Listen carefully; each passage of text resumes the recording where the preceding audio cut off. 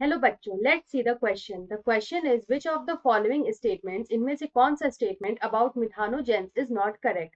तो यहाँ पे मिथानोजेंस के रिगार्डिंग कौन सा स्टेटमेंट हमारा करेक्ट नहीं है वो हमसे यहाँ पे क्वेश्चन में पूछा है। ऑप्शन ए में दे रखा है they produce methane gas, option B is they can be use to produce biogas, option C is they are found in the rumen of cattle and their excreta, and option D is they grow aerobically and break down cellulose rich food। तो यहाँ पे अगर हम methanogens की बात करें तो methanogens जो होते हैं, these methanogens they break down organic matter. ये ऑर्गेनिक मैटर पे यानी कि बायोडिग्रेडेबल जो वेस्ट होता है, ये ऑर्गेनिक वेस्ट या फिर जो बायोडिग्रेडेबल वेस्ट होता है उस पे एक्ट करते हैं, उनको यहाँ पे ब्रेक डाउन करते हैं। तो हम लोग बोल सकते हैं they break down organic matter और बायोडिग्रेडेबल वेस्ट। बायोडिग्रेडेबल डिग्रेडेबल जो वेस्ट होता है उसको ये ब्रेक डाउन करते हैं। तो यहाँ पे ये एनएरोबिक बैक्टीरिया होते हैं, मिथानोजेंस जो होते हैं दीज आर एनएरोबिक बैक्टीरिया, और यहाँ पे ये एनएरोबिक ब्रेक डाउन करते हैं। दीज आर एनएरोबिक बैक्टीरिया और यहाँ पे ये एनएरोबिक ब्रेक डाउन करते हैं of organic waste and biodegradable waste. तो यहाँ पे जो इनका जो ये रिलीज करते हैं वो रिलीज करते हैं बायोगैस। They release biogas. ये जो बायोगैस होता है इसका जो मेन कॉन्स्टिट्यूएंट होता है वो होता है methane.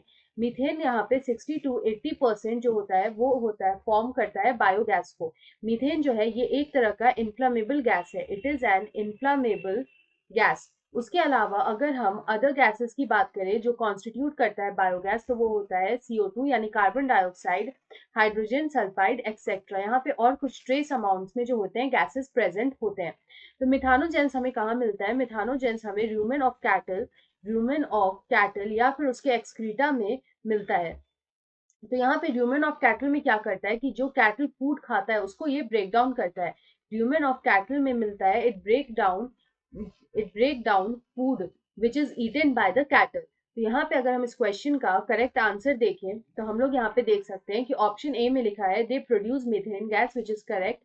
They can be used to produce biogas, which is also correct. Option C में लिखा है they are found in the rumen of cattle and their excreta is also correct.